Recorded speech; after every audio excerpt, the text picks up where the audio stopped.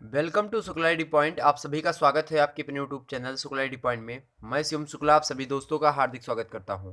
दोस्तों, आज की वीडियो में हम बात करेंगे कविवर बलभद्र प्रसाद दीक्षित पणिश जी के बारे में, जो अवधी कविता के उद्भावक उद्भाषक प्रखर प्रतिभापुंज हैं। अवधी को गंभीर विशद मर्मवाही काव्य भाषा के रूप में प्रतिष्ठित किया है इन्होंने। इनकी एक कविता है जिसका नाम क्या है, जिसका नाम है आपका सूखी डायरी। सूखी डायरी एक जो है एक प्रकार से आपसे जुड़ी हुई कविता है, मतलब मनुष्यता से जुड़ी हुई। मनुष्य के नश्वर शरीर के बारे में इसमें बताया गया है और आत्मा को अजर अमर अविनाशी बताया गया है। अर्थात नैनम छिद्यन्ते शस्त्राणि नैनम दहति पावकः न चैनम क्लेदयन्ते यापहो न शोषयत मारुतः। इस श्लोक की पुष्टि करी गई है, जो कि एक गीता का श्लोक है और बड़ा ही एक प्रकार से इसी पर पूरा का पूरा ऊर्जा संरक्षण का नियम जो है वगैरह, जो फिजिक्स वगैरह का नियम है वह टिका हुआ है। आइए चर्चा करते हैं सूखी डार में ऐसी क्या बातें हैं जो कि इंटरेस्टेड बनाती है इस कविता को। और साथ ही साथ इस कविता को अगर आप देख रहे हैं तो पूरा का पूरा वीडियो देखेंगे, बहुत ही मजा आएगा। एक बार वीडियो शुरू से देखिए, अंत तक देखते चले जाइए ऑनलाइन ही। इसको लोड करके बाद में देखिएगा, लेकिन पहले एक बार ऑनलाइन वीडियो पूरी देख लीजिएगा। मैं आपसे जो है एकदम से एक प्रकार से बोलता हूँ ताकि आपको एक फ्लो बना रहे, आपको लगे कि यह क्लास जो है बिल्कुल से लाइव ही हो रही है। और ध्यान रखेंगे, अभी रात 8 बजे मैं लाइव आऊँगा और लाइव आने के बाद में मैं यहाँ बताऊँगा कि जो है आपकी जो है लाइव क्लासेस कब से स्टार्ट होने वाली हैं। ओके, ध्यान रखेंगे। हालांकि यहाँ पे जो मैं कविताओं की जो व्याख्या कर रहा हूँ इसमें आपको पूर्ण रूप से देखना है, एक एक बातों को मैं बताता हूँ, आपको बस वीडियो को पूरा देखना है। एक बार शुरुआत से देखो, लास्ट तक देख लो मेरे भाई। ओके, चलिए, बहुत ही मजा आएगा जिस प्रकार से आपको आता है। साथ ही साथ बहुत सारे लोगों का कमेंट आया कि सर जो है यूसुफ जुलेखा की पूरी कहानी बताइए। यूसुफ जुलेखा की पूरी मैं व्याख्या प्रस्तुत करूंगा आपके सामने, बस जल्द ही। वो थोड़ी बड़ी कविता है, उसकी जो है पीडीएफ वगैरह बनाएंगे हम, जल्दी उस पर जो है कार्य करेंगे। ध्यान रखेंगे, ये छोटी छोटी जो कविताएं हैं इनको मैं खत्म कर दूं, उसके बाद में जो है जो यूसुफ जुलेखा इसके लाइव क्लासेस में डाल दूंगा। ओके, जो स्वतंत्रता का मंच है, ये सारी जो कविताएं हैं इनको लाइव आप देखते रहिए आराम से। तो वैसे मैं करूंगा ताकि आपको बोरिंग ना हो, क्योंकि आप छोटी कविताएं हैं, ये आप जो है वीडियो अपलोड है इसको देख सकते हैं बड़े आसानी से और बहुत ही मजा आएगा। तो इसलिए वीडियो को आप पहले से लाइक करेंगे। चैनल पर अगर नए आए हैं मेरे भाई तो सब्सक्राइब कर लेंगे, क्योंकि हिंदी साहित्य आधुनिक अवधि काव्य की जितनी भी कविताएं आपके पाठ्यक्रम में संकलित हैं उन सभी की मैं व्याख्या आए दिनों करता रहता हूं। आपको पता होगा, आपके जो है जब आपका जो है पेपर नज़दीक होगा तब तक आपका सारी की सारी कविताओं की व्याख्या आपके इसी चैनल पर उपलब्ध हो जाएंगी। ओके, चलिए, बलभद्र प्रसाद दीक्षित जी के बारे में बात करेंगे। इनका जन्म हुआ था 1898 में, मृत्यु हुई थी 1942 में। इनकी 5 कविताएं आपके पाठ्यक्रम में संकलित हैं। मनई पहली, दूसरी स्वनहोली श्यामा, तीसरी घसियारिन। इन तीनों की व्याख्या हमने अपलोड कर दी। चौथी कविता आपकी सूखी डार है, जिसकी व्याख्या मैं आज करूंगा। उसके बाद में कल की वीडियोस में आप ढोंगिया कविता की व्याख्या देख लेंगे। ओके, तो जो व्याख्याएं होंगी ये मैं अपलोड करता रहूंगा, इसको आपको पूरा देखना है, ध्यान रखेंगे। चलिए शुरू करते हैं जो है सूखी डार कविता। सूखी डार कविता एक प्रकार से किसके बारे में, तो सूखी डार जो कविता है आपकी, यह एक प्रकार से एक सूखी डार को जो कि पहले हरी भरी रहती है, और जब वह सूखी डार हरी भरी रहती है तो बड़ी ही जो है अठलाती है, और अपने ऊपर अपने सुंदरता के ऊपर, अपने हरे भरे पत्तों के ऊपर, उनमें जो पुष्प लगे हैं उनके ऊपर, उन पे जो पपीहा बोल हैं उनके ऊपर ये इठलाती है और गर्भ करती है, सीना से मतलब गर्भ से अपना सीना चौड़ा करती है। इस प्रकार से अपनी मतलब सुख के समय में यह खूब ज़्यादा सुखी होती है, और जब दुख आता है तो खूब ज़्यादा दुखी होती है। तो इसीलिए मैं कहना चाहूँगा कि जब ज़्यादा सुखी हो तो ना ज़्यादा एकदम से सुखी हो जाएं आप, और जब दुखी हो तो बिल्कुल एकदम से दुखी भी ना हो जाएं। अर्थात उदेत सविता ताम्रस ताम्र संपत्तो चा विपत्तो चा महता में कुरूपता। अर्थात जब भी आपको जो है चाहे दुख पड़े चाहे सुख पड़े, आपको एक ही जो है दृष्टि से देखना है सभी को। सुख पड़े तो भी आपको ऐसे रहना है समन्वयात्मक रूप से, अर्थात दुख पड़े तो भी आपको ऐसे रहना है, सुख पड़े तो भी। आपको इसमें जो है प्रभावित नहीं होना उससे कि आपके ऊपर दुख हावी हो जाए, आपके ऊपर सुख हावी हो जाए। जब आपको 100% सुख की अनुभूति हो तो उनमें से 50% सुख बचा लीजिए, कि कभी से जब 100% हमारे में दुख आएगा तो इस 50% दुख से हम 50% सुख से उस 50% दुख को हम मार देंगे। इस प्रकार से बराबर बराबर आप बांटते हुए चले जाएंगे। तो सुख और दुख जो है एक ही सिक्के के दो पहलू हैं, जीवन में ये दोनों हमेशा आते जाते रहते हैं। ठीक, ध्यान रखेंगे। जहां सुमत तहां संपत्ति नाना, जहां कुमत तहां विपद निधाना। ठीक, ध्यान रखेंगे इस बात को, तुलसीदास जी ने भी पुष्टि करी है। तो जहां पर सुमति होगी, जहां पर आप लोग अपने परिवार से जुड़े रहेंगे, वहां पर संपत्ति हमेशा रहेगी, और जहाँ पर जो है कुमति है वहाँ पर विपत्ति आने से कोई नहीं रोक सकता। और वही विपत्ति आपको सूखी डार में देखने को मिलेगी। वही विपत्ति आपको सूखी डार में कैसे देखने को मिलेगी, अभी जब कविताओं की व्याख्या करेंगे एकदम से फोड़ के रख देंगे, और कैसे इसमें भावार्थ क्या है, इसका भाव क्या है, अर्थात बलभद्र प्रसाद दीक्षित एक सूखी डाली के बारे में कविता क्यों लिखी इन्होंने, इस मुद्दे को भी चर्चा करेंगे। आपसे कोई भी प्रश्न पूछेगा, कुछ व्याख्या पूछे, साथ ही साथ बलभद्र प्रसाद दीक्षित का मंतव्य पूछेगा, तो भी आप इस कविता के माध्यम से बता सकते हैं। ओके, तो बिल्कुल बहुत ही कंसंट्रेट होकर के मेरी एक एक बातों को सुनना है आपको।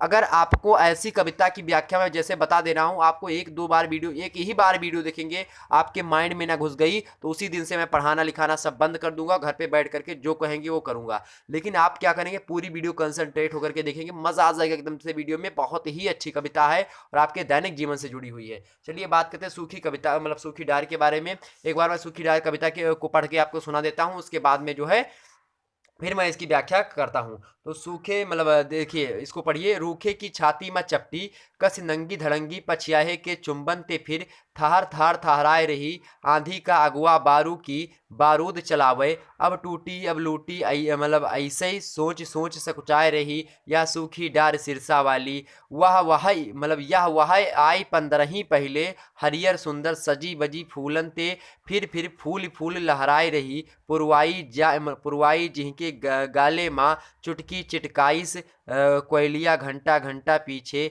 यही का गीत सुनाए रही। अब सूख डार सिरसा वाली, 4 दिन पहले चैत पूर्णमासी का चंद्रमा, घूर घूर यह का देखिस, यह भटक भटक भटकाए रही, पपिहा के प्यूपर जी के द्यू, माँ छूट गुदगुदी, संग सहेलिन का मद महती, के केरला समझाए रही, या तौन डार सिरसा वाली, उद्भव यतनी इतरान चली, तान तुनक उताने, कहाँ जान पाइस विध गति, जो मिटी न मेटे आए रही, बिरवा माँ किरवा छिपा रहें, छल छाक कैस मतलब कई काटस, हाल रही मुरझाए रही, या कुलाए रही, या उंघाए रही, तब सूख डार सिरसा वाली, सात की सबही सूखी देही का झुक झुक चूमय, मूल का कोटिव जतन की है, यह ई जामा हरिये मतलब हरियाए रही, जब पांच भूत अपनी क्रिया तो अलग अलग बेलग भे, पंछी पिंजरा छाड़ चला, तब का जानी को कहाँ रही, फिर कैस डार सिरसा वाली। अब इस कविता की व्याख्या हम समझेंगे। हमने पढ़ा होगा, आपके कुछ भी पल्ले नहीं पढ़ा होगा, सारी की बातें सारी आपके ऊपर से उड़ गई होंगी। लेकिन एक बार मैंने पढ़ने का तरीका बताया, जब भी आप कोई चीज़ पढ़ें तो पहले एक बार पूरा पढ़ लीजिए, फिर उसके बाद में उसको विस्तार से समझें। ठीक, तो पहले हमने इसको पढ़ लिया, अब इसको हम एक जो है पंक्ति को विस्तार से समझेंगे। इसमें कुल मिलाकर के सूखी डार जो है वह हम और आप है, मतलब मनुष्य से तुलना करी गई है, पहले ही समझ लीजिए। सूखी डार मनुष्य है, और जो आप जो मतलब कि जो पेड़ है ना वो समाज है एक प्रकार से। तो पेड़ क्या है, पेड़ समाज है, और आप उसमें समाज के एक व्यक्ति हैं, समूह के एक व्यक्ति हैं, जो कि एक सूखी डारी है। ओके, ध्यान रखेंगे। तो जिस प्रकार से सूखी डार जो होती है, पेड़ से जब उसका कनेक्शन कट जाता है तो वह सूख जाती है, इसी प्रकार से जब आपका समाज से कनेक्शन कट जाता है, समाज की विपरीत दिशा में आप कार्य करते हैं, समाज के मापदंडों, मूल्यों और नैतिक सिद्धांतों के खिलाफ जाते हैं, जो कि समाज में, जैसे समाज में बेईमानी जो है नैतिक मूल्यों के खिलाफ है, समाज में चोरी डकैती ये सब खिलाफ है, अब आप उसके खिलाफ कार्य करेंगे, अलग अलग कार्य करेंगे, समाज के खिलाफ, कानून के खिलाफ कार्य करेंगे, तो भैया कौन है, चलो जेल में बैठो। तो अब जब आप ऐसे कार्य करेंगे ना, तो आपको वहीं पे जाना पड़ेगा, जेल में जाना पड़ेगा, या फिर समाज के द्वारा बहिष्कृत किया जाएगा, दंडित किया जाएगा, किसी भी प्रकार का। आइए बात करते हैं सूखी डार कविता की पूर्ण रूप से व्याख्या कैसी होती है। सूखी डारी। रूखे की छाती में चपटी, कस नंगी धड़ंगी। रूखे मतलब होता है भैया पेड़, रूखे मतलब क्या होता है, वृक्ष। और वृक्ष किसका है, यह सिरसा का वृक्ष है। सिरसा क्या होता है, शीशम के समान होता है, और शीशम जैसे सामने शीशम, तो शीशम के समान एक सिरसा होता है। गांव वगैरह में, अवध के क्षेत्रों में बहुत ज़्यादा पाया जाता है। आप देखेंगे सिरसा जो होता है ये खुद ही जम जाता है, और यह बहुत जल्दी टूट भी जाता है। और इसमें सिरसा जो होता है, इसमें एक प्रकार से जो है फल लंबे लंबे लगते हैं, उसमें जो है पत्ती जिल्द के तरीके से उसमें छपी होती है, उसके अंदर बीज जो होते हैं वो पड़े होते हैं। वो आपने देखा होगा, सिरसा जो होती है अधिकतर वो फर्जी में जमाते हैं, मतलब उसको कोई बैठाता नहीं, ना कोई उसको लगाता है वृक्ष को, लेकिन वह खुद ही जम जाता। तो सिरसे के वृक्ष की एक डाल जो है वो इस समय सूखी है, तो उसी सूखी डाल के बारे में कविवर जो है आपके बलभद्र प्रसाद दीक्षित कहते हैं, क्या कहते हैं कि रूखे की छाती माँ चपटी, अर्थात पेड़ की छाती माँ चपटी है वह, रूखे की छाती माँ चपटी कस नंग धड़ंगी। नंग धड़ंगी मतलब क्या यहाँ पर है कि वह डाल जो है उसमें पत्ते वगैरह जो नहीं लगे हैं, मतलब पत्ते नहीं हैं,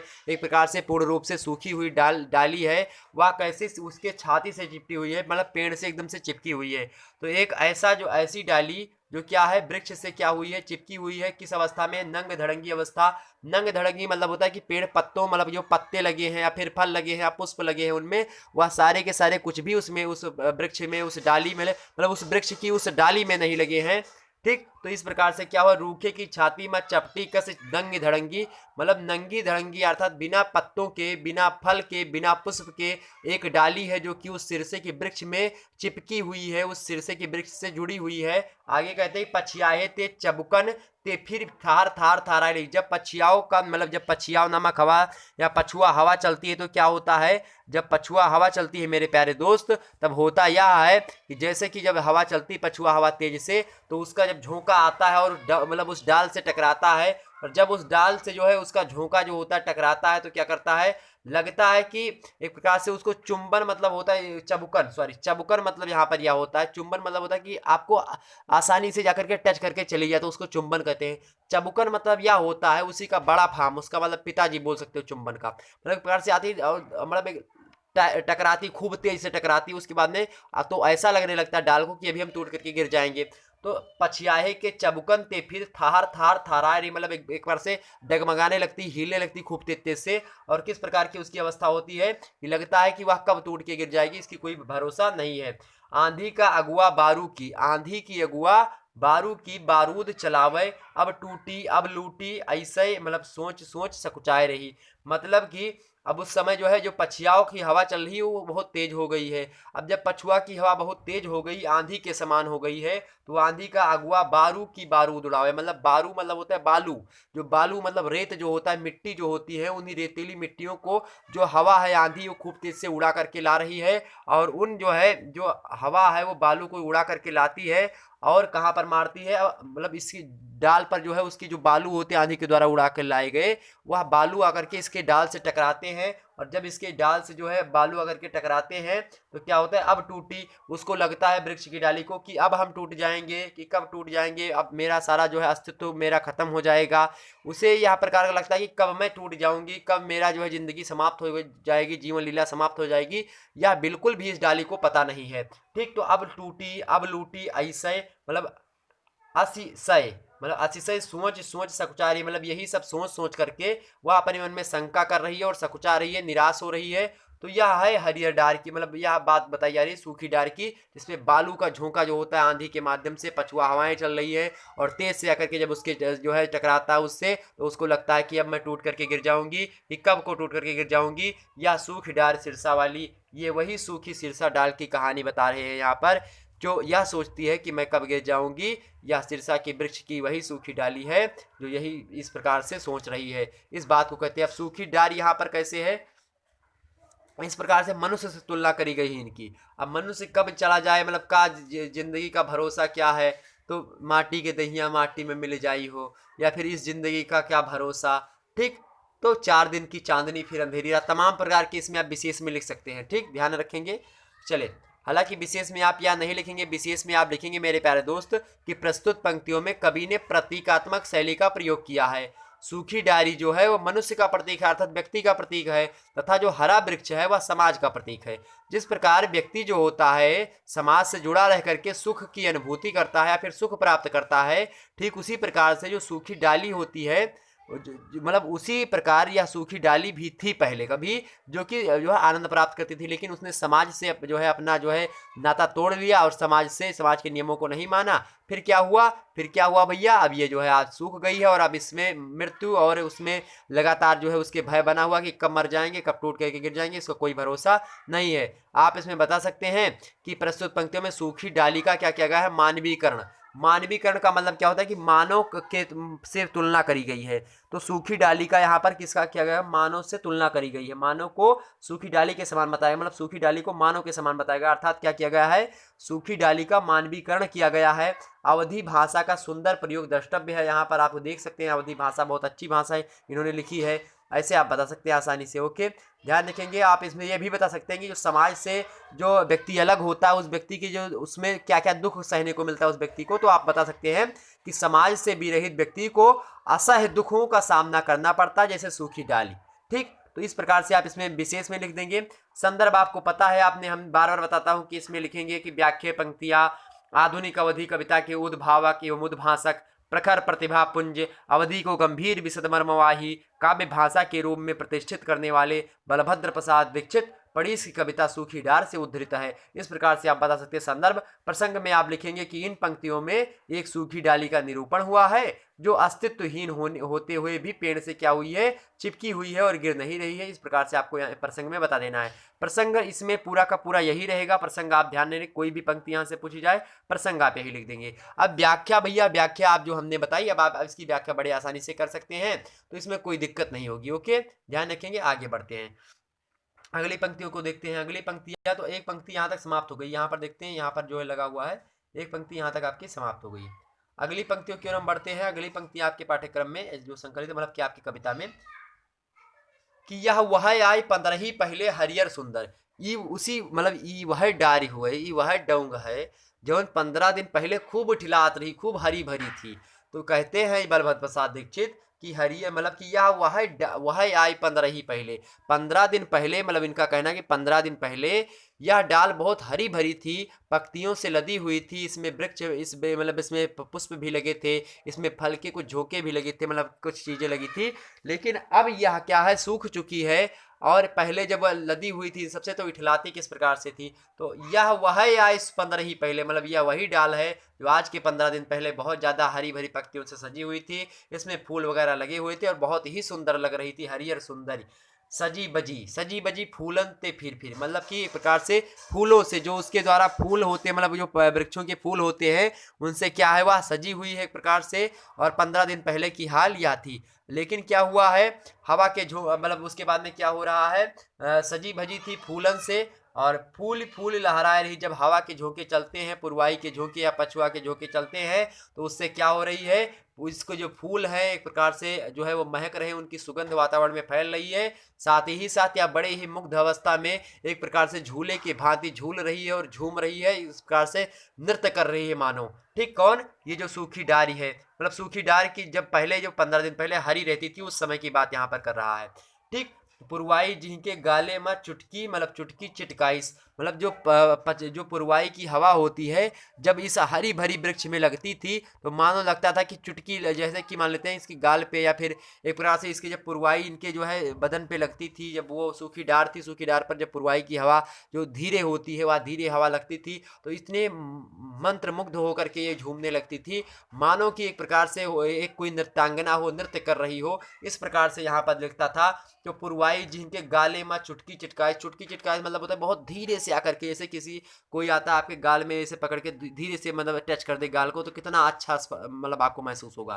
तो ठीक इसी प्रकार से पुरवाई जिनके गाले में चुटकी चिटकाए, जिस प्रकार से किसी व्यक्ति को या फिर किसी मतलब किसी चीज़ को आप जो है गाले में जिस प्रकार से चुटकी धीरे से आप आकर के आसानी से उसको टच करते हैं तो उसको ऐसा एहसास होता है। इसी प्रकार से जो पुरवाई के झोंके हैं वह उस हरी भरी डाली को आकर के थोड़ा सा जो है उसको हिलाते हैं, और इस प्रकार से वह नृत्यांगना की भांति नृत्य करती है और हम लोगों को मनोरम दिखती है और अच्छी लगती है, और इस बात को उसको घमंड भी है। ठीक, ध्यान रखेंगे।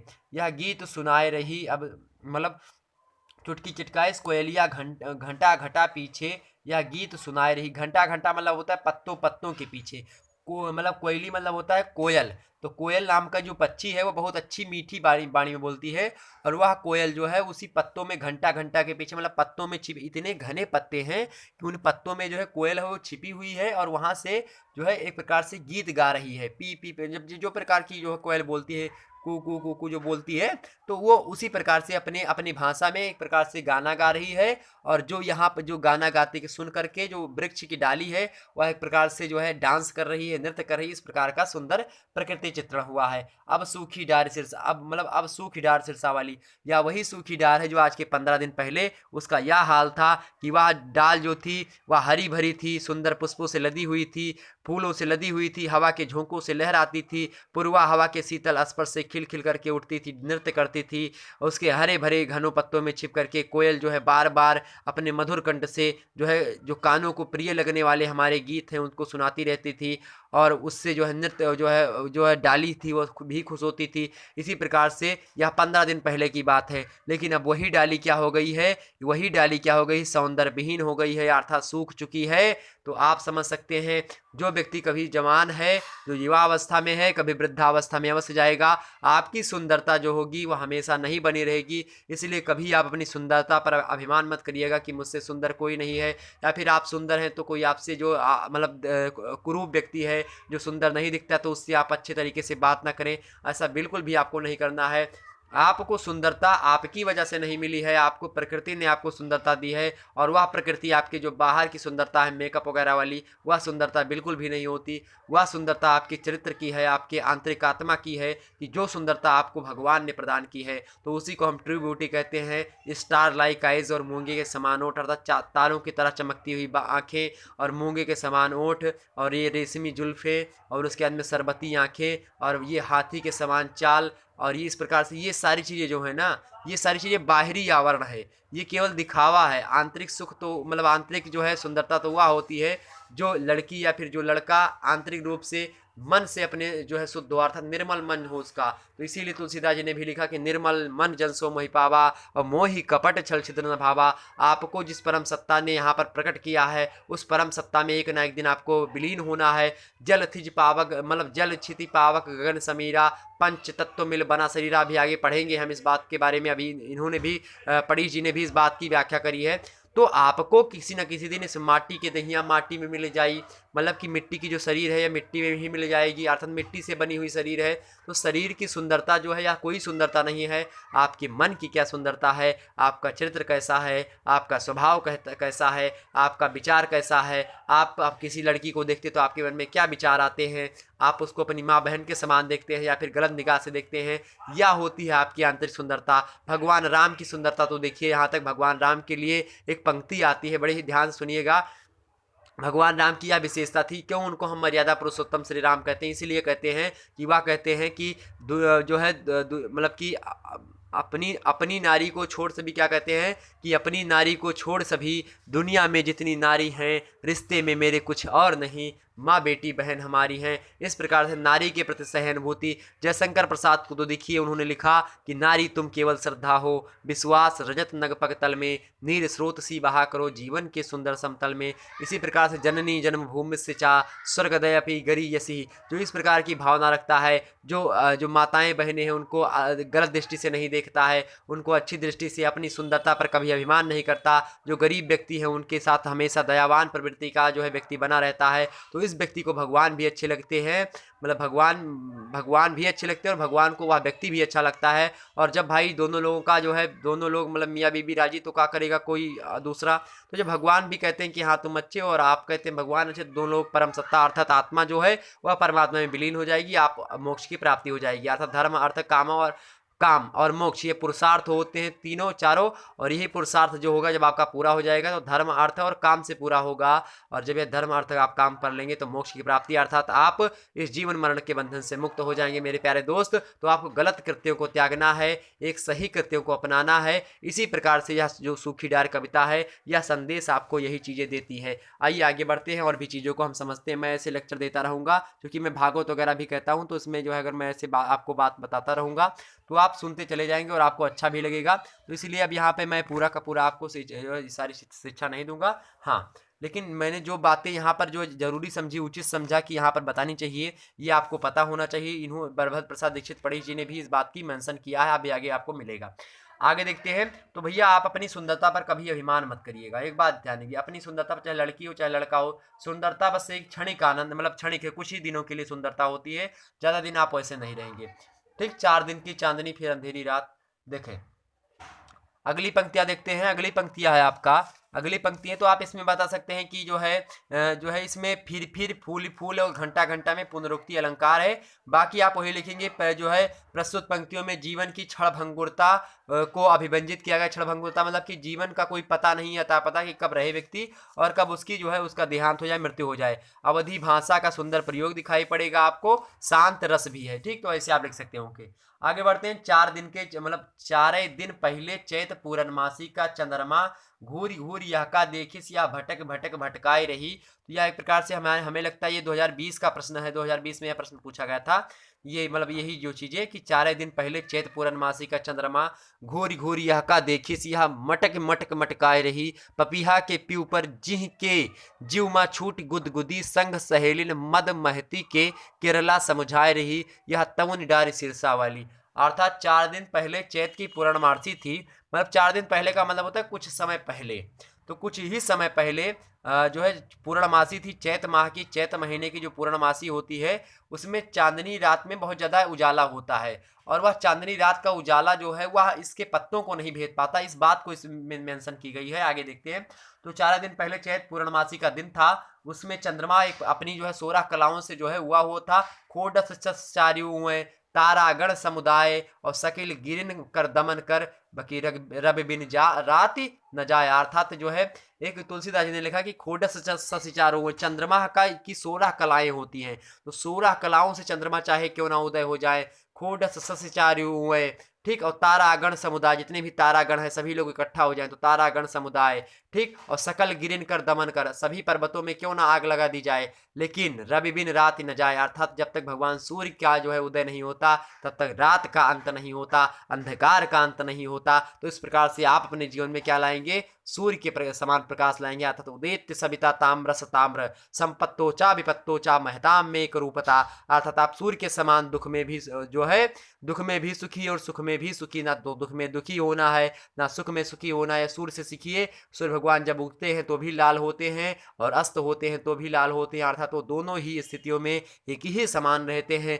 इस बात को आपको ध्यान में रखते हुए आपको सुख में समान और दुख में ही समान रहना है। क्योंकि यह तराजू है जिंदगी। जिंदगी क्या है, तराजू है। कभी सुख का पलड़ा नीचे और कभी दुख का पलड़ा नीचे। ध्यान रखेंगे तो जब दुख का पलड़ा नीचे जाएगा तो सुख का पलड़ा जो है जाहिर सी बात है ऊपर उठेगा, है नहीं बात। और जब दुख का पलड़ा जो है एक प्रकार से इसी प्रकार से विपरीत कर दीजिए तो समझ में आई। चले, तो 4 दिन पहले चैत की पूर्णमासी थी। उसमें चंद्रमा अपने 16 कलाओं से निकला हुआ था। उसकी चांदनी रातों में जो प्रकाश था घूर घूर यह का देखी से, मतलब कि क्या कह रहा है कि कुछ ही समय पहले चैत की चांदनी पड़ने से जो पत्ते थे इसके वह एक प्रकार से क्या रहे थे, चमक रहे थे। एक प्रकार से घूर घूर यह का देखिए, मतलब पत्ते जो थे पत्तों में एक प्रकार से चंद्रमा के प्रकाश पड़ रहा था और चमक रहे थे पत्ते। और एक प्रकार से चंद्रमा के प्रकाश, जब चंद्रमा वहां से पत्तों को देख रहा था कि यहाँ कितना अच्छा लग रहा है, तो इधर से भी एक प्रकार से प्रकाश जो होते परिवर्तित कर चंद्रमा का प्रकाश चंद्रमा तक जा रहा था। यहाँ पर इस बात का मेंशन है।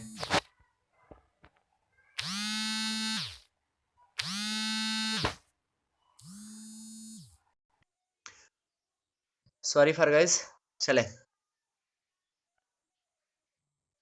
तो 4 दिन पहले का जब चंद्रमा था वह उसकी चांदनी जो थी, उसकी जो खूब तगड़ी चांदनी थी चंद्रमा की, वह चांदनी उसके पत्तों में पड़ रही थी। वह पत्ता चमक रहा था और यह भटक भटक भटकाए रही। इस प्रकार से इसके पत्ते इतने घने थे, इसके पत्ते जो हरे भरे होते थे एक प्रकार से घने इतने थे कि उसमें से होकर के जो चंद्रमा की किरणें थी वह नहीं निकल पा रही थी। तो इस प्रकार से यह भटक भटक भटका रही, अर्थात चंद्रमा की किरणों को इधर उधर यह है परिवर्तित कर रही थी।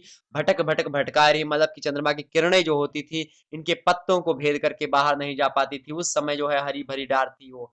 पपीहा के पी ऊपर जीव जीह के च्यू जीव मछूट गुदगुदी। और उसके बाद में पपीहा नामक जो पक्षी होता है, तो पपीहा क्या करता था, उस पे बैठ करके क्या करता था, पत्तों में छिप करके उस पत्तों में छिप जाता था पपीहा और पी पी की रट लगाता था। जिसे सुन करके जो हरी भरी डाल होती थी वह क्या करती थी, माँ छोटी गुदगुदी जीव माँ छोटी गुदगुदी। अर्थात जो वृक्ष की जो पत्ते मतलब वृक्ष की जो डाली थी उसके जो में जैसे आपको कोई आए और आपको गुदगुदी लगाए, गुदगुदी समझते हैं, आपके गले के पास टच करे, आपके कमर के पास मतलब आपके आपके पेटों के पास टच करे तो एक प्रकार से आपको गुदगुदी लगेगी। तो जब आपको गुदगुदी लगेगी तो ठीक उसी प्रकार से जो पपीहा है जब उस वृक्ष के पत्तों में जो है छिप करके पीपी पीपी की आवाज लगाता है, तो वृक्ष जो होता है उसको गुदगुदी महसूस होती है। और जब गुदगुदी महसूस होती है, जिस प्रकार से आप हंसते हैं गुदगुदी में, उसी प्रकार से वह वृक्ष जो है वह आनंदित, वृक्ष मतलब वृक्ष का जो डाली है वह आनंदित होती है। ठीक है, ध्यान रखेंगे। संग सहेलिन का मद महती, मतलब संग सहेलिन का मद महती और के किरला समझाए रही। मतलब अब क्या हो रहा है, जब यह खुशी है, सूखी डार जो है ये जब देखती है कि पपिया पीपी बोल रहे हैं, एक प्रकार से खुशी का क्षण है इसका, और दूसरी डालियों को बुलाती है, बहनी तू ही ना इधर आओ, बच्ची तू ही इधर आओ, आओ सभी चली आओ इधर है, भैया तू ही इधर आओ, आओ आओ सब आ जाओ, सब बैठ जाओ। सबका बलाए के बटोर के ओकरे बाद में बढ़िया से समझावत ही कि देखो, जैसे हमें शायद हम हरी भरी हैं, वैसे आपो हरी भरी हो सकत हिन। तो आप बैठे आराम से, पानी पत्ता मंगवाइन तुरंत, हाँ लो पियो, और उसके बाद में कहें तुहू ऐसे हरी भरी हो जाबो, बस ऐसे ऐसे काम करो जो में हम करन है। तो ऐसे जो है वो समझाने लगी। कौन? जो ये डाल ये है जो सूखी डार हो गई है, आज के कुछ दिन पहले जब चंद्रमा का जो है प्रकाश पड़ रहा था, चंद्रमा का प्रकाश उसके पत्तों को नहीं भेद पा रहा था, उन्हीं पत्तों में पपीहा नामक जो पंछी है वो छिप करके पी पी बोल रहा था। उसको देख करके वह आनंदित हो रही थी, प्रफुल्लित हो रही थी, और लोगों को जो सूखी डार थी उन सभी को बुला करके खूब आनंदित हो रही थी कि देखो हमारा क्या हो गया। यह कहने का मतलब यह है कि आप कोई समाज में रहते हैं तो कभी कभी आपको खूब आनंदित होना पड़ता है। जैसे कि मान लेते कभी आप खूब खुशी हुए थे, सबको बुलाते हैं, आओ तुम आ जाओ भैया, आओ आओ, सेलिब्रेट करते हैं, खूब ज्यादा पार्टी करते हैं, खुशी मन से एकदम से डांस करते हैं, नृत्य करते हैं, तमाम प्रकार की चीजें करते हैं। तो ऐसा करने से क्या होता है, ऐसा आप वो सारी की जो खुशी है आपकी 100% की, उसी समय गंवा देते हैं। और जब दुख पड़ता है तो फिर रोते हैं, खिखियाते हैं कस के, और सबको बुलाते हैं कि हाँ भैया अब दुख आ गया। तो दुख में कोनो आएगा नहीं। तो भैया ना देखो, सुख में भी वैसे रहो और दुख में भी वैसे रहो। तो जब ऐसा होता है, जब कोई खुशी होता है, खूब सुखी होता है, तो उसको खूब दूसरे को समझाएंगे कि हाँ ऐसे ऐसे करो, ऐसे ऐसे हो जाएगा। जब वह व्यक्ति खूब ही दुखी हो जाता है, तो मतलब ये ध्यान रखेंगे, तो जब आप खुशी हो खूब ज्यादा, या फिर आपके अंदर बहुत ज्यादा प्रसन्नता हो जाए, आपको कोई चीज की प्राप्ति हो जाए, तो उससे ज्यादा खुश मत होइए, क्योंकि खुशी के बाद दुखी जरूर, मतलब दुख जरूर आता है, और दुख के बाद सुख जरूर आता है। यह दोनों जो होते हैं एक प्रकार से क्या होते हैं, संपूरक होते हैं। कोई भी दुनिया का ऐसा प्राणी नहीं जिसके जीवन में दुख ना हो, जिसके जीवन में सुख ना हो। कोई भी व्यक्ति जीवन में ऐसा नहीं जो अपने आप में पूर्ण रूप से संतुष्ट होता है। हर एक व्यक्ति के पास कभी ना कभी सुख और कभी ना कभी दुख अवश्य आता है, चाहे वह राजा हो, चाहे कोई भी हो। यहाँ तक कि भगवान श्री राम के जीवन में भी जो है दुख ही दुख, इसीलिए भगवान मर्यादा पुरुषोत्तम श्री राम कहलाते हैं। वह हमेशा दुख ही काटे हैं। जब थोड़ी बहुत सुख पाते थे तो वह दुख ही काटते थे। आप ध्यान रखेंगे, दुगुना आता है, एक प्रकार से समझिए, जो सुख होता है वह समानांतर श्रेणी में बढ़ता है, और जो दुख होता है गुणोत्तर श्रेणी में बढ़ता है। आपको 1% अगर सुख मिलता है तो ध्यान रखिएगा 10% दुख जरूर मिलेगा। मेरे प्यारे दोस्त, ये मेरे जीवन का अनुभव है, और भी जीवन का अनुभव जो हमने किताबें पढ़ी, इन सभी चीजों को पढ़ा, लोगों को देखा, और जो है विद्वानों को पढ़ा, नैतिक विचारों को पढ़ा, उनसे हमारे दिमाग में एक ही बात आई है कि जब भी आपको मतलब कि 10% या फिर 1% का सुख मिलेगा, तो लगभग आपको 10% दुखी होना पड़ेगा। बात ध्यान रखेंगे, एक बात एकदम से कन्फर्म समझ लीजिए। आप अभी मान लेते हैं, कोई बात देख लीजिए, मतलब मान लेते हैं कि एक लड़का और एक लड़की आपस में उस समय जो है एक समय पैचअप में है, मतलब कि उनका जो है ठीक ठाक चल रहा है मामला। तो फरवरी में ज्यादा खुश होने की आवश्यकता नहीं, मार्च और अप्रैल में जब गर्मी ज्यादा पड़ेगी तो हो सकता है कि आप जो है आपस में ना रहें। तो वही सारी चीजें हैं ना, तो इसमें दुख होता है। तो कभी भी आप जो है किसी चीज को आप हासिल हो जाए, कुछ भी मिल जाए, तो एकदम से सुखी नहीं होना है, मतलब एकदम से ना, तो एकदम से एकदम सेलिब्रेट फिर बहुत ज्यादा सुखी हो जाना है, और ना बिल्कुल से कभी दुखी होना है। दोनों में जब आप समन्वय बैठाएंगे तभी आपका जीवन सफल होगा। तो यही बात यहाँ पर हो रही, जब वो सूखी डारी जो है, एक समय आप सूखी हुई है तो वह जिस प्रकार से रोती है, और उसके जो है जब हरी भरी थी, तो उसके उसके बारे में बता रहे हैं बलभद्र प्रसाद दीक्षित पढ़ी कि संग सहेलिन का मद महती, कहती है इधर आओ, तुम इधर आओ, तुम इधर आओ, सभी लोगों को बुलाती है और सबको समझाती। केरला मतलब होता है कारण, बताती है कि मेरा कारण क्या है, मतलब हमारी सुंदरता का राज क्या है, कि मैं फेयर लवली लगाती हूँ या बोरोप्लस लगा करके इतनी सुंदर बनी हूँ, या फिर और कोनो मेकअप करी हूँ। तो वह बताती है जो वृक्ष की डाली है कि हमने क्या क्या किया है, किस प्रकार से फोटोसिंथेसिस की क्रिया करी है, किस प्रकार से हमने प्रकाश संश्लेषण किया है, जिसके माध्यम से हमको इतने जाना मतलब हरा भरा मिला है, हमारे पत्तों में कैसी क्लोरोफिल की मात्रा पाई जाती है। तो इस प्रकार से समझाती है वह पत्ती जो है, मतलब जो डाल है वो समझाती है। या तउनडार सिरसा वाली जो एक समय हरी भरी थी वह समझाती थी। अब आगे थोड़ा बढ़ते हैं। उद्भव इतनी इतिरान चली, उद्भव इतनी इतिरान चली मतलब यह होता है, उद्भव इतनी इतिरान चली तन तुनक उताने कहाँ जान जो है पायस विधि गति। मतलब जो है यह थोड़ा सा जो है, अब जब इस समय जब इसके उद्भव थी अर्थात जब यह जवान थी, उन्नति जब इसकी हो रही थी, जब युवा अवस्था में व्यक्ति होता है तो खूब ज्यादा गर्मी होती है, मतलब वो खूब ज्यादा उसके अंदर जो है होता है कि अभी क्या करेंगे, चीड़ फाड़ देंगे, जो भी मिलेगा चाहे दोनों काम हो कुछ भी हो सब चीज कर देंगे। लेकिन जब वृद्धावस्था आ जाती है तो उसी में व्यक्ति क्या हो जाता है, उसी में व्यक्ति लाचार हो जाता है, चलने फिरने तक मोहताज हो जाता है। ठीक, ध्यान रखेंगे। तो कभी भी अपने जीवन पर, क्योंकि तन मन धन सब है तेरा और तेरा तुझको अर्पण क्या लागे मेरा, आपका कुछ नहीं है इस जो है शरीर में जो आपको मिला है, ये सब भगवान की देन है, प्रकृति की देन है, तो आपको बिल्कुल भी इसको इतराना नहीं पा करके। तो उद्भव उद्भव यतनी इतरांचली तनुक उताने, तनुक उताने मतलब होता है सीना तान करके, सीना को गर्भ से एकदम से फुला करके वो डाल थी, दूसरों को बुलाती थे, "ए, इधर आओ, देखो मैं कैसी हरी भरी हूँ, तुम्हारा जो है नाक देखो टेढ़ी है", ऐसे किसे बताते हैं। मतलब एक कहने का तरीका है कि तुम्हारी नाक टेढ़ी है, तुम्हारा ये टेढ़ा है, वो टेढ़ा है, तुम्हारा जो है चेहरा गोल नहीं है, लंबा है, ये है, वो है।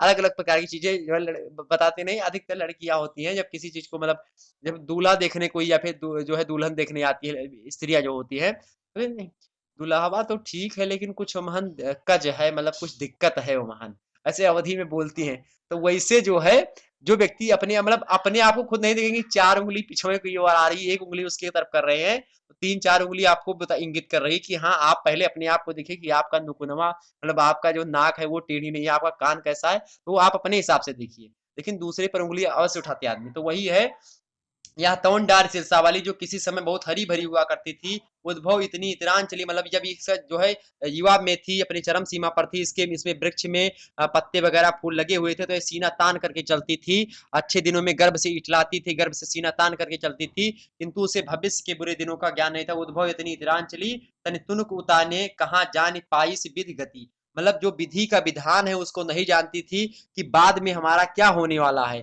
तो आप समझ लीजिए, मैं बता रहा हूँ आपका बाद में क्या होगा।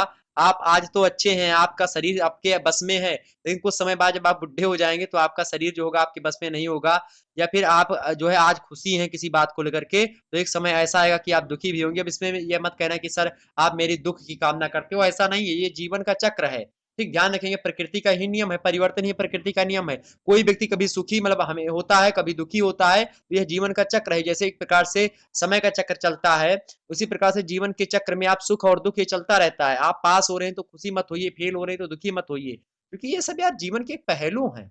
ठीक, तो वही बात यहाँ पे बताई जा रही है कि उद्भव इतनी इतरांचली तन तुनक उताने, मतलब तुनक उताने मतलब ये सीना तान करके कहाँ जाने पायस विधि गति, मतलब उसको यह नहीं पता है कि पायस मतलब कि ब्रह्मा की गति क्या है, विधि की लिखा लिखा मिटे नहीं अहंकार था, जो ब्रह्मा ने लिख दिया है वह मिटने वाला नहीं है। आप चाहे इतना भी अपने हिसाब से जतन क्यों ना कर लें। ठीक, समझ में आई बात? जो मिटी न मेटे आए रही, मतलब जो ब्रह्मा ने लिख दिया वह मिटता नहीं है, किसी की मेटने विधि का लिखा मिटे नहीं अंका, अर्थात जो ब्रह्मा ने लिख दिया वह मिटता नहीं कभी भी, जो मिटी न मेटे आए रही। तो एक प्रकार से वही बता रहा है कि बिरवा का मतलब बिरवा मा किरवा छिपा रहा है। अब जो है इसके जो है कारणों के बारे में बताया गया है कि जो वृक्ष था, हरा भरा था, जो कभी सीना फुला करके चलता था, जिसके पत्तों में कभी जो है चंद्रमा का प्रकाश, जो पूर्णमासी का चैत की पूर्णमासी का चंद्रमा जो बहुत बढ़िया से दिखाई पड़ता है, उसकी किरणें जो होती थी पत्तों को भेद नहीं पाती थी। किसी समय ऐसा होता था जब पुरवाई कब चलती थी, तो एक प्रकार से वह झूलती थी, नृत्य करती थी, एक प्रकार से डाली खूब खुशी थी।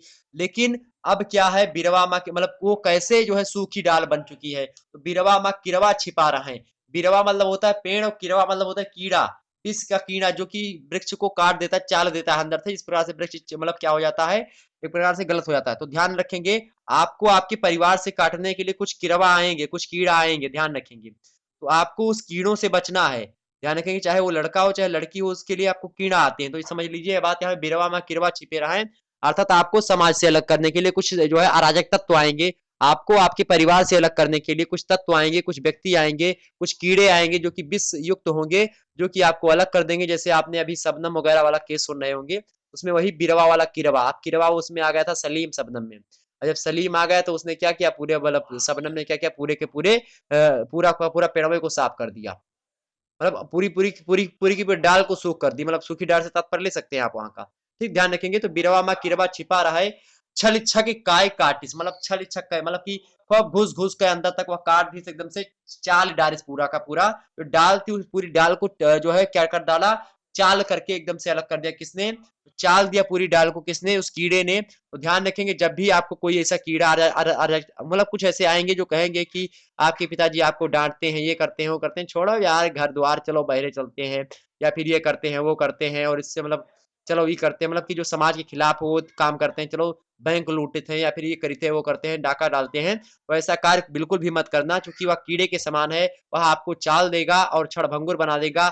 आप एक दिन ऐसा आएगा कि आप जो है ना आपके आदि का अंत हो, मतलब आदि अंत का कुछ को आपको पता नहीं रहेगा, कब आपकी मृत्यु होगी, कब क्या हो जाए आपकी जिंदगी के साथ आपको पता नहीं होगा। ठीक, तो इसी प्रकार से सूखी डार थी, उसको कीड़ा जो है उसमें घुस करके एकदम से चाल कर बहा दिया है, मतलब डाल को चाल दिया है। हाल रही मुरझा रही, इस प्रकार से जब वो चाल दिया कीड़े ने उसकी डाल को, तो वह हिल रही है, मुरझा रही है, अकुला रही है और औंघा रही है। अकुला रही है, औंघा रही, इसका मतलब समझते हैं? औंघाने मतलब होता है नींद की अवस्था में, अकुलाना मतलब होता है एक प्रकार से बहुत दुखी की मात्रा में हो गई है। तो इस प्रकार एक प्रकार से क्या है, क्या हुआ है, वृक्ष में विषैला जो कीड़ा है वह छिपा हुआ है, और वह उसे धोखे से क्या कर रहा है, उसको डस ले रहा है, और जिससे क्या होता है, जिससे डाल जो है वह सूख गई है, और अब इस तरह निर्जीव होकर के वह पड़ी हुई है, अकुला रही है, मुरझा रही है और औंघार एक प्रकार से। ठीक, एकदम से चित्त उसका अलग है। तब सूख डार सिरसा वाली, यही कारण से सिरसा की जो डाल है वह सूख गई है, क्योंकि उसमें एक अराजक तत्व आ गया है।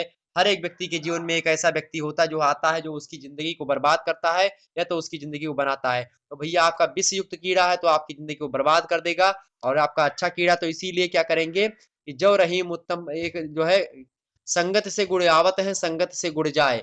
यहाँ पर संगति आपकी अच्छी होनी चाहिए। अब रहीम दास का दोहा यहाँ पर फॉलो मत करना, अब्दुल रहीम खान खाना का, कि जो है जो रहीम उत्तम प्रकृति तो का करी सकत कुसंग, और चंदन विष व्यापत नहीं लिपटे रहत भुजंग। तो खाली भुजंग मतलब सांपों के लिए है, कि चंदन के पेड़ों में जब सांप लिपटे रहते हैं, चाहे इतना डसे चंदन के पेड़ को, लेकिन चंदन के पेड़ में जो होता है सांप नहीं, मतलब कि सांप का जो विष होता है वह व्याप्त नहीं होता है। लेकिन आपके जीवन में बता रहा हूं कि एक बोरा आलू रख लो, उसी में 2 3 4 आलू सड़ी को फेंक दो, और 1 महीने बाद में देखोगे पूरी की पूरी बोरा की आलू जो होगी सड़ी मिलेगी आपको।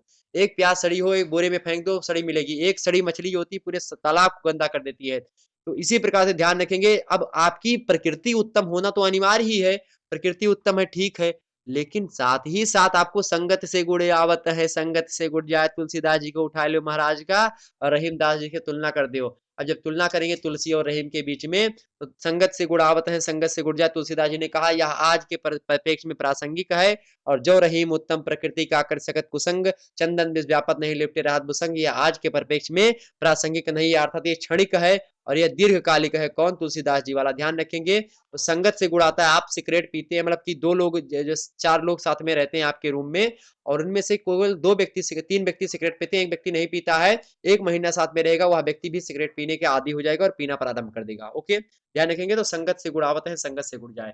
तो साथ की सबई सूखी दे, मतलब हमने क्या बताया, हमने बताया कि जो है वह डस लिया है, तो इस प्रकार से सारी चीजें हो रही हैं। तो आप यहाँ ध्यान रखेंगे संगति आपकी अच्छी होनी चाहिए।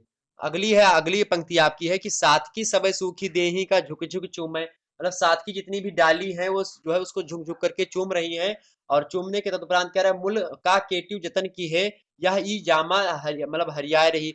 अर्थात चाहे इतना जो है सूखी डार को जो है जितनी भी उसके साथ वाली जो जिसको बुला करके बताती थी कि सहेली सखी आओ हम तुमको बता दे कि कैसे हरी रह सकती हो, वही सूखी डाल आज मतलब वही हरी डाल जो पहले थी वह आप सूख चुकी है। और सूखने के बाद में क्या हुआ है, सूखने के बाद में हुआ क्या है, अब उसको जो हरी डालियां है वो आती हैं और उसको चूमती हैं झुक झुक करके, और जब झुक झुक करके उस डाली को चूम रही हैं, और मूल मूल मतलब, लेकिन अब क्या होगा कि कोट्यू जतन, कोट्यू मतलब होता है करोड़ों जतन क्यों ना हम कर लें, यह ई जामा मतलब ई जामा हरियाए रही, मतलब कि अब उसको हम इस जो है वृक्ष की जो डाली है जो सूख चुकी है इसको हम हरा भरा नहीं कर सकते, चाहे हम उसके लिए करोड़ों जतन ही क्यों ना कर ले, लाखों जतन ही क्यों कर ले, लेकिन हम जो है इस जो है जो हरी मतलब डाल पहले थी जो सूख चुकी है उसको हम सूखा नहीं बना सकते। इसी बात को इंगित करते हुए जो है कहते हैं कि जब मनुष्य जो है मर जाता है तो उसके बाद में बहुत सारे उसके सहपाठी लोग आते हैं, लेकिन मरे हुए व्यक्ति को कौन जिला पाता है, यही बात यहाँ पर इंगित करते हुए कहा गया कि जब पंचभूत अपनी क्रिया तो मतलब अलग बेलग भे,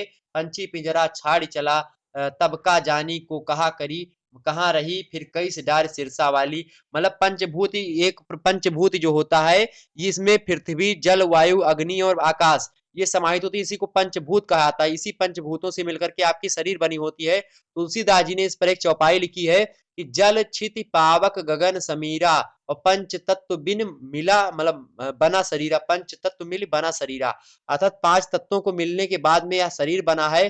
और यह शरीर किससे किससे बना है? तो भैया पृथ्वी से बना है मिलकर के, पृथ्वी के तत्व उसमें विद्यमान है। आयरन वगैरह जितने शरीर में पाया था तो पृथ्वी में आयरन वगैरह पाया था, आयरन हो गया, जल हो गया आपका, मतलब पृथ्वी, जल, वायु, अग्नि और आकाश, इन सभी के तत्व जो हैं आपके शरीर के अंदर विद्यमान है और इनसे मिलकर के शरीर बना है। यह सभी सभी तत्व जो होंगे जब आप मर जाएंगे तो यह अलग अलग हो जाते हैं, अर्थात जो पृथ्वी जो जो तत्व है आपके शरीर में समाहित हुआ है और पृथ्वी में चला जाएगा, जो जल वाला है वो जल में, वायु वाला वायु में, अग्नि वाला अग्नि में और आकाश वाला आकाश में। इस प्रकार से सभी जो पांचों तत्व हैं वो अलग अलग चले जाते हैं। इस प्रकार से जब यह तत्व अलग अलग चले जाते हैं तो कोई व्यक्ति आपको जीवित नहीं कर सकता, चाहे उसके लिए कोई लाख प्रयास क्यों ना कर ले, लाख जतन क्यों ना कर ले, लेकिन अब उसको जो है आप जिंदा नहीं कर सकते व्यक्ति को। तो इस प्रकार से जब आत्मा शरीर को छोड़ चली जाती है तब वह कौन बता सकता है कि वह कहाँ गई है और शरीर का जो मतलब पार्ट था वो कहाँ कहाँ पर गया है और कहाँ चला गया। तो एक प्रकार से शरीर क्या हो जाता है, व्यर्थ हो जाता है जब आत्मा निकल जाती है। इसीलिए जो आत्मा होती है वह आपकी वह क्या है, अजर अमर और अविनाशी, अर्थात नैनम छिद्यन्ते शस्त्राणि नैनम दहति पावकः न चैनम क्लेदयन्ते यापो न शोषयितुमार्तः। आत्मा जो है वह अजर अमर और अविनाशी है, इसको न तो शस्त्रों के द्वारा हम भेद सकते हैं, न वायु के द्वारा इसको हम जो है उड़ा सकते हैं या फिर सुखा सकते हैं, न जल के द्वारा इसको गीला कर सकते हैं या बहा सकते हैं, और ना ही इसको हम जो है पावक के द्वारा, अग्नि के द्वारा इसको जला सकते हैं। मेरे प्यारे दोस्त, तो आत्मा क्या है, अजर अमर है, इसलिए आपकी अपनी आत्मा को पवित्र करिए, आप अपने शरीर को पवित्र करने में मत लगिए। आपका जो है आत्मा शुद्ध है, आपकी आत्मा जो है निर्मल है, तो आपको कोई भी कार्य ऐसा नहीं जो आप सफल मतलब सफलता की ओर ना हो। आपका हर कार्य, हर प्रयास संभव होगा, बस आपका मन जो हो वो निर्मल होना चाहिए। इस प्रकार से जब आपकी किसी भी व्यक्ति गांव वगैरह में देखते हैं मृत्यु हो जाती है तो 4-6 लोग मतलब गांव के सभी लोग आते हैं, कहते हैं कि बड़े अच्छे व्यक्ति थे, ये थे, इनकी आत्मा ठीक थी, तो आत्मा ही के बारे में, उनके विचारों के बारे में बोलते हैं। चाहे इतना लोग बोल दें कि बहुत अच्छे थे, फिर वह लौट करके नहीं आता। ध्यान रखेंगे जिंदगी में, आप एक बात समझ लीजिए ज्ञानवर्धक चीजें सूखी डायरी कविता के माध्यम से, कि जब भी कोई व्यक्ति जिंदा होता है तब तक उसकी कदर नहीं होती उसके घर में। जब व्यक्ति जिंदा होता है तो उसकी कदर नहीं होती है, लेकिन जब व्यक्ति मर जाता है तो उसकी बहुत ज्यादा कदर होती है। अपने ठाट बाट फैशन को दिखाने के लिए वो उसमें जो है खिलवाते हैं और तमाम प्रकार की चीजें करते हैं, उसके मतलब संस्कार करते हैं तमाम प्रकार के, लेकिन जिंदे पर अपने वृद्ध माता पिता को खाना नहीं देते हैं। जब आप मर जाते हैं तो लोगों को बुला करके पूरे गांव वालों को खिलाते हैं। अगर जितना आप लोग गांव वालों को उतना बुला करके खिलाए हो या अलग अलग लोगों को खिलाए हो, उतना अपनी माता पिता को सेवा करो। जिंदे पे सेवा कर लो, मरने पे तो सेवा यार सभी लोग करते हैं, मतलब सेवा करते हैं। क्या उनको पहुंचता है वो सारी चीजें? हाँ पहुंचता है, कुछ चीजें पहुंचती हैं, लेकिन क्या हुआ उससे उतना सुख प्राप्त करते हैं, मतलब साक्षात प्रत्यक्ष रूप से उनके मुंह में खिलाने से फायदा होगा कि आप वातावरण में छोड़ने से। हालांकि मैं इसके खिलाफ नहीं हूं कि आप वातावरण में छोड़ रहे हैं उनको, वो कर रहे हैं, वो भी ठीक ठाक है, अपना चल रहा है, चलने दीजिए। लेकिन यार जिंदे रहने पर भी तो थोड़ा देख लीजिए कि हाँ आपके माता पिता को खाना मिल रहा है कि नहीं मिल रहा है। ठीक, ध्यान रखेंगे। जिंदे पर आप जो है, कोई व्यक्ति जब आपके पास रहता है, मैं बता दूं जो है लाइफ का एक ही सिस्टम होता है कि कोई व्यक्ति जब तक आपके साथ रहता है ना तब तक उसकी अहमियत को आपको पता नहीं चलती, लेकिन जब वह व्यक्ति आपको छोड़ के चला जाता है तो उस व्यक्ति की अहमियत का पता चलता है और आप उसका मूल्यांकन करते हैं बाद में, जब आपको छोड़ के चला जाता है। तो ध्यान रखेंगे जब व्यक्ति आपके पास हो तभी उसका मूल्यांकन कर ले और उसके साथ में अपने जो है जीवन को बिताएं। ध्यान रखेंगे, तो कभी भी एक दूसरे से आप झगड़ा ना करें, बिल्कुल आसानी से साथ में रहें और इसी प्रकार से अपने जीवन को परिशुद्ध बनाते हुए अपनी आत्मा को निर्मल करके और भगवान की जो है परमात्मा में अपनी आत्मा को विलीन कर लीजिए। चलिए फिर मिलते हैं हम नेक्स्ट वीडियो में। इतनी बात अगर क्लियर हुई आपको तो इसमें आप बता सकते हैं कि विशेष में बता सकते हैं कि इसमें शांत रस है, अंतयुक्ति अलंकार है, मनुष्य के मरने के बाद में शुभचिंतक बहुत रोते भी लगते हैं, लेकिन लाख कोशिश कर लें क्या मरे हुए व्यक्ति को जीवित कर सकते? नहीं जीवित कर सकते। तो वही है वह है जो राम रचि राखा, तुलसीदास जी ने भी कहा है, जो होना है वो होके रहेगा, उसको लक्ष्मण हो या मरम न जाना, मतलब उसको किसी को नहीं पता कि क्या होने वाला, विधि के लिखा मिटे नहीं अंका। जो विधि ने लिख दिया उसको मिटेगा नहीं, अर्थात जो मृत्यु है वह क्या है, मृत्यु यथार्थ है, मृत्यु सत्य है, उससे वो कोई नहीं टाल सकता। तो ध्यान रखेंगे इतनी बात। तो जो सूखी डाल है वह इतरा रही है, या प्रकार से जो दुख हो आप, तो दुख भी आप पड़ता है जीवन में सभी के, दुख में आपको दुखी नहीं होना, सुख में आपको बिल्कुल ज्यादा सुखी भी नहीं होना। समझ में आई बात? चलिए वीडियो को लाइक कर दीजिए, चैनल को सब्सक्राइब कर दीजिए, फिर मिलते हैं नेक्स्ट वीडियो में, तब तक के लिए जय हिंद जय भारत।